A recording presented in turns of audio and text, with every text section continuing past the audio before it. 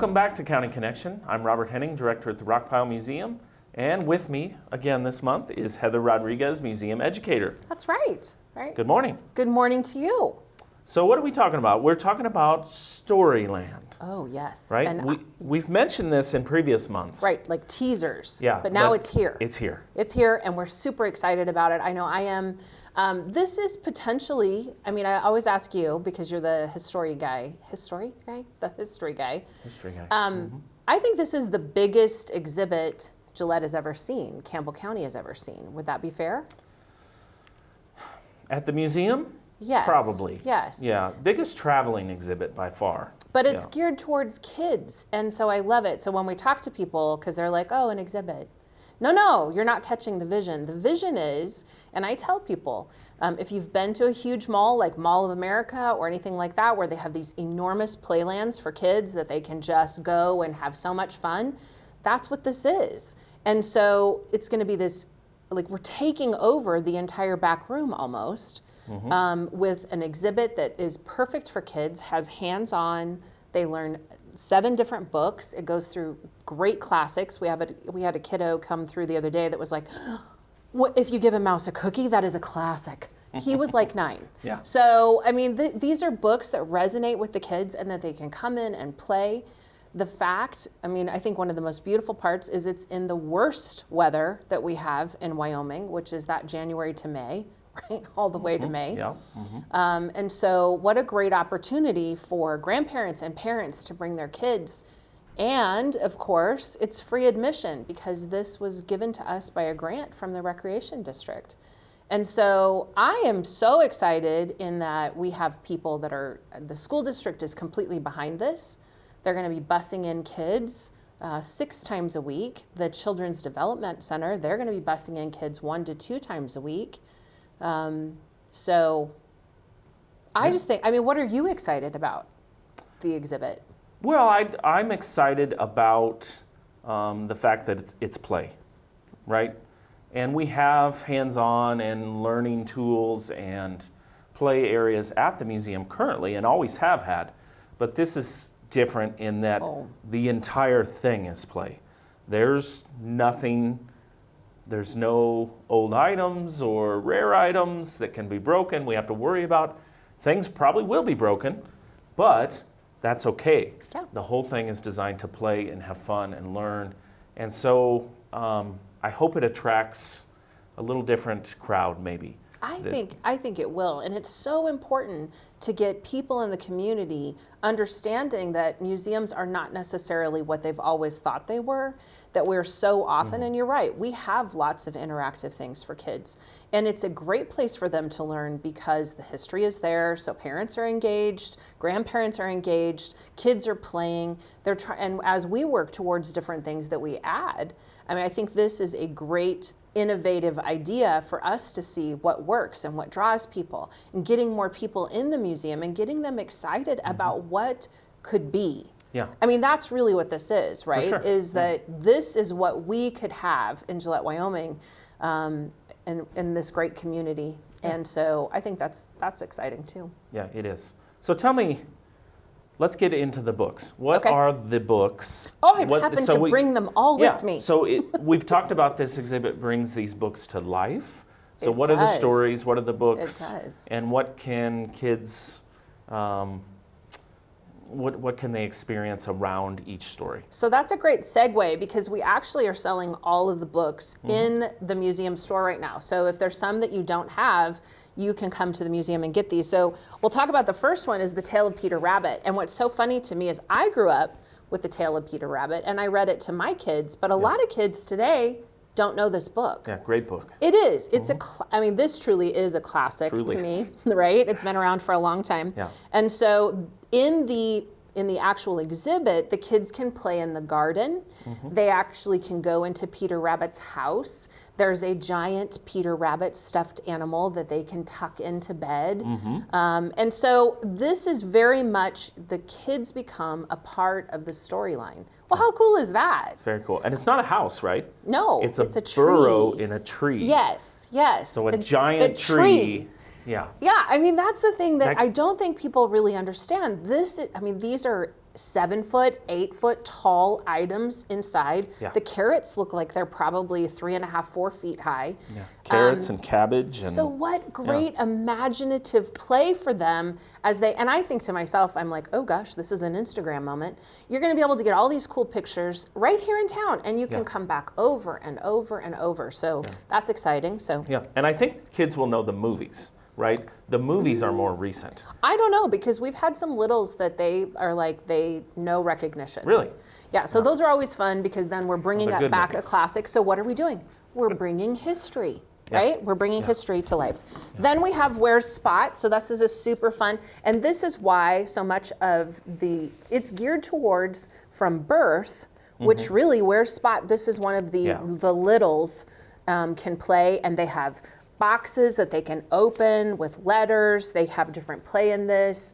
And so it goes from birth to age 8, but I'm a firm believer. I actually think, and we can talk about that in a little bit, high schoolers, middle school, all of them to come through to be able to play, they still will do that and engage. Maybe they need to bring their little brothers and sisters. Yeah, I think families playing together for sure is going to be exactly. something we see a lot of. Exactly. So I love the colors, love the whole Where's Spot. And then next we have Chicka Chicka Boom Boom. So lots of kids know this one. Yeah, and this is a book designed to teach the alphabet, correct? Yeah. Correct. And so they'll actually be able to play with the alphabet. There's a giant palm tree that's involved in this. It's probably, 8 feet tall? Perfect for 9 feet tall? January in Wyoming, right? It Giant palm is, tree. because we all dream of other places. Yeah. So Chicka Chicka Boom Boom is a very fun book to teach the alphabet. Then, and I love this because my background is actually in intercultural human relations, Abuela. So this really touches on this, the entire exhibit, we should probably mention that, is in Spanish too. It is, yep. And so this reaches out and reaches across some different cultures that are very much represented in Gillette and Wyoming. We have a dual language school. This book is partially in Spanish and partially in English, and it's a beautiful story, and it exposes them to New York City, so we get to see the Statue of Liberty. And here we are again. Here's it's a giant head. It is the Statue Lady of Liberty Liberty's head. Yeah. And you can go inside, right? Yes, It's that big. it is. Yeah. It is. And so in the pictures, hopefully you'll be able to see that. I'm just so excited because I don't think we've had anything like this that I know of in Gillette. And if we did, probably for just a show, not necessarily for something that they can For a engage long in for period. months. Yeah. Yes, right. So Abuela is super fun. They good get story. to fly over New York City in their imagination, right? Yep. Snowy Day seems appropriate for these months, right? And there's actually even, it's like a cutout where the kids can make a snow angel. Yeah. They can walk over a bridge, like they can walk over a bridge and hear the snow crunch as they walk. Yeah. So, And this is one they're maybe more familiar with the experiences. Right. Versus New York City or Peter Like- Rabbit's Burrow. or kids from Arizona. Yeah, exactly, right? so I think, But it'd still be fun. It is, and I think it's super sweet. It has a little stoplight. We love that. And then if you give a mouse a cookie. So this was one of my kids' favorites. I think this is a lot of people. This is a book that they recognize. They get to play. They get to count and sort. They get to lift up the chocolate chips in the 3.5 foot wide cookie. Big cookies. Yes, big cookies and the rabbit, and they can sit down. There's even a little place where they can sit and talk to the rabbit. I mean, it's a large piece, but it looked like there's a picture of a little boy and looked like he was reading to that rabbit. To the mouse. And so I just think, again, what a great way to have these books that have been now for generations, really. Yeah. They love this book, and so now they can experience that too. Yep, and you can sit and read not only that book, but I think they have all the If You Give books there in the exhibit. Lovely. Yep, so. Lovely. And sentence structure, I know it's pulling and doing lots of the different stations, if you will, or books, tours, have different kinds of actual sentence structure or using verbs or using nouns different or activities. sorting. This one also has a recipe creation, so you can be very creative and create your own recipe, whether it's a real cookie recipe or just something fun and imaginative. Yeah, and I love that. I love where we can give kids a place to actually create and to have their imagination go wild. So I think that's a beautiful addition to it. And then this one is Tuesday. Yeah. I was not familiar with this book. No, I wasn't Yeah. either. It is a Caldecott winner, and it's actually considered a picture book. There's only like, I think, 10 words in this entire book, but very for me. imaginative. Yeah, very imaginative in that there are frogs that fly on lily pads through town. So this is that few words, lots of, what do you think of those pictures and how do you interact? And it's quite fabulous. That Yeah. has like a TV in it, doesn't it? Like they're might. creating, I Yeah. think it is, where Lots they of can get sounds. inside. Oh, in the living room. Yes. Yeah, absolutely. Yep. So I think this is, and we have people in our community, they're like, oh, Tuesday is one of my favorite books. And here we are, we're learning because it wasn't something that we were No. familiar with. So I think that this is, I just am extremely excited. Yeah. And it even be fun. comes with curriculum, which is why I think the school district is so behind it. They can see the value in it. And the last time I talked to them, I know Brandon was even going to make sure that all of the classrooms up to second grade had this set of books. Yeah. So they're being familiarized with it, and then they'll come in and get to play. And I just think that there's nothing that could be better to me than getting kids in and getting them to be able to play and learn. Yeah, it's very exciting. It reminds me a little bit of, I was at the Please Touch Museum in Philadelphia, Oh. and they had a Where the Wild Things Are exhibit. Oh, I love that book. And it brought that book to life. And Same kind of and thing? We had 12 graduate students of varying adult ages. Right. And they, And we were all like little kids in there. Yep. I mean, we just went wild because that was our generation. We remember that book. right. And it was Right. before there was a movie in it on and all of that. So I think there is going to be people of all ages that just love coming to check this out and have fun. So, Yes. Yeah. And then they get to come in because I know that the common thing that I hear often is I've lived here my whole life and I've never been to the museum. So this is a great segue to come in to see all the other things that we've done and how we're working to improve and working to update and change the exhibits and make them more kid friendly.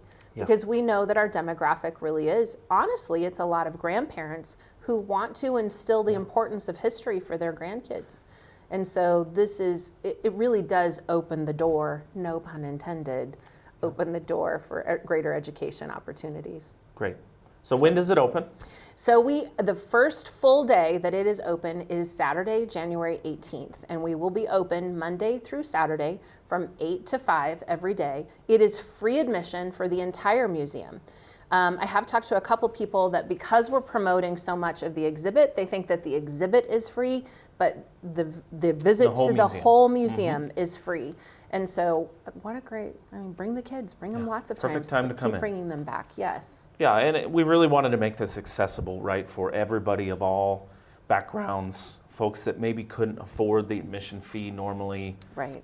So everybody can come, whether you're, a few Birth, months old yeah, or babies. 100 years old. Correct. Everybody comes for free during the exhibit. Correct.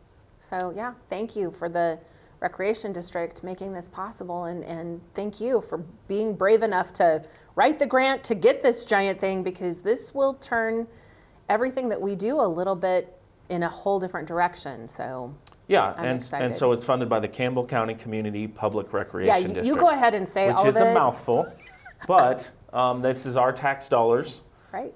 that funds recreation in the community. And this is recreation, it's fun, but it's learning as well. So it's, for us, that's It hits on the all the perfect things, the right? perfect combination. Right. Yeah, and of course, we couldn't do it without our normal operating budget and some 1% funds. So it is a mixture of all the different funding sources that we have to pull it off. Right, right. And one thing, and I almost forgot to mention, I'm excited because as an educator, I try to focus on adult and young adult, so secondary education. And so I've had the opportunity to go to the high schools and say, okay, so it's really easy to look at this exhibit and pigeonhole it for young people up to 8, right? We've talked about it here. I said, but if I were an art student and I knew that this was a marketplace kind of job that I could have, from the inception of an idea to the actual creation of an exhibit, that's a marketplace job that I could have, they got so excited about it, and now we actually have contact with the Minnesota Children's Museum. They're going to do a virtual presentation to talk those kids through. That is a fabulous out-of-the-box opportunity that I think even people from the Children's Museum didn't think about. And so being innovative with what we're given is it's a highlight, one of my highlights. It's great. It's fantastic. Thank you for doing that. And so a couple of other thank yous on this. The whole exhibit was sponsored by Target. Yes. So we need to say that. And then it was funded in part by a grant from the Institute of Museum and Library Services.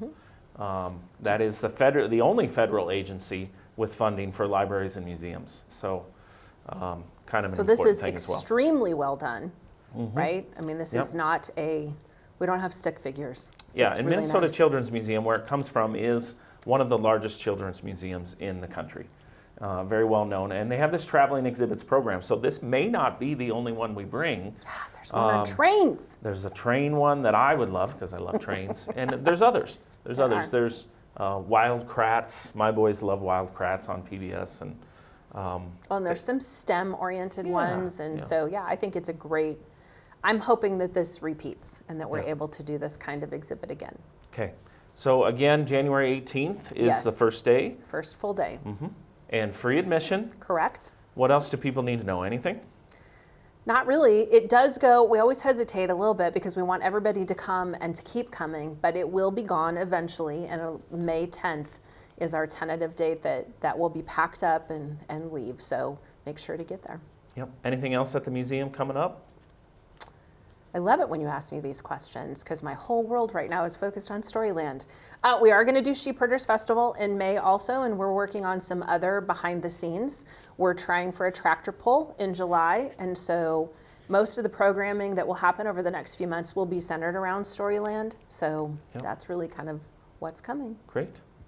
All right. Okay. Well, thank you, Heather. Come and Thank see you. us at the museum. Yes, please 900 West 2nd Street, open Monday through Saturday, 8 to 5. You can find us on rockpilemuseum.com, Facebook, Instagram, YouTube. But the best way to find us is just to show up and visit Storyland. That's right. So come and see it. All right. Thank you. Sounds good. Thank you.